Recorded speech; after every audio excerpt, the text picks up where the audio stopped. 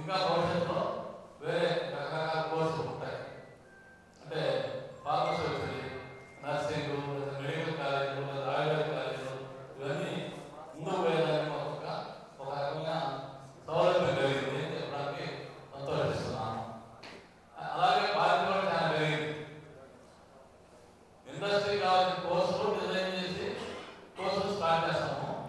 అలాగే ఇండస్ట్రీ కావాల్సిన ప్రాబ్లమ్స్కి రీసెర్చ్ చేసే సెక్టర్ కూడా తయారవుతుంది. మోర్ పిహెచ్డీస్ వస్తాయి.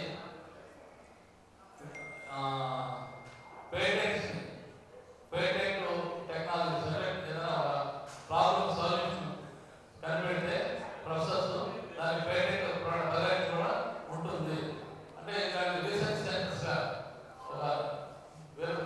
వెలుదిల్లాలని చెప్పి నేను మీ అందరికీ ఆశిస్తూ మీ అందరి నమ్మకాన్ని ఇంకా ఎక్కువగా డబ్బుగా కష్టపడి ఈ డ్రీమ్ యూనివర్సిటీ స్థాయిని నేషనల్లో ఇంటర్నేషనల్లో మంచి గుర్తింపు వచ్చేదానికి నాకు కృషి చేస్తున్నా. మీతో విద్యార్థులు ప్లస్ అధ్యాపకులు మేనేజ్మెంట్ కలిసి కోహరెన్స్గా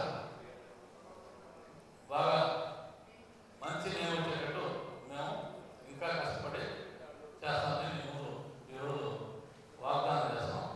ప్రతిజ్ఞ కూడా చేస్తాం. ప్రతిజ్ఞ ఓకే. ప్రిన్సిపాల్ గారు కూడా 5 నిమిషాలు వచ్చేస్తారు.